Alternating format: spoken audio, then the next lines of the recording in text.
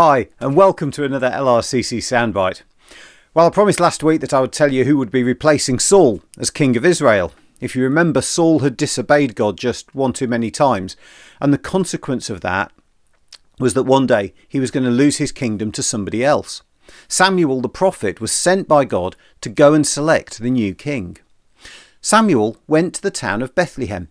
Yes, that's the same one that is part of the Christmas story, but this is about 1,000 years earlier. There he meets a man called Jesse. Jesse's got 8 sons, and God says to Samuel that one of these sons is going to be the one. So Samuel asks to meet them all. Jesse starts with the oldest, but God tells Samuel, no, this is not the one. So Jesse brings out the second oldest. No, still not the one. This goes on until 7 of them have been seen by Samuel, all the ones that were grown up. But none of them are chosen. Samuel asks, is there another?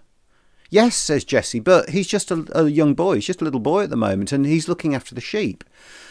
So Samuel asks to see him anyway. And God says, yes, this is the one.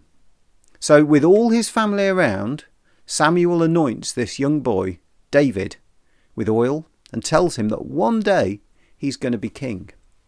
And David goes back to his life looking after sheep and wonders what difference this might make. Some years later, the Israelites are at war again with the Philistines. One of the most famous stories in the Bible then begins, the story of David and Goliath. David isn't all grown up, he's still young, he's still a boy, but he's the only one prepared to go up against the champion of the whole Philistine army, this giant man called Goliath. David knows that God is with him and will punish this enemy who is insulting the people and insulting God himself. With a single slingshot, David takes down Goliath and then cuts his head off, using Goliath's own sword. The battle is won. David becomes a superstar overnight in all of Israel. Importantly, though, David didn't forget that it was all through God that he was able to do these things. After all, in what world does a boy go out in front of an army and become that army's champion? These stories bring about a really important thing, I think, about how God looks at each one of us.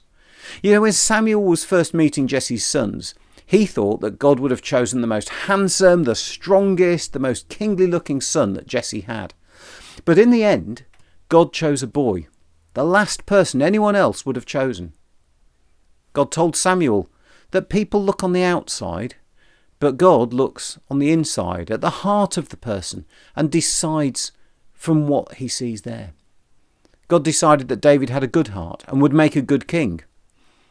You know, after his big battle with Goliath, David didn't go around telling everyone that he was the strongest and best warrior.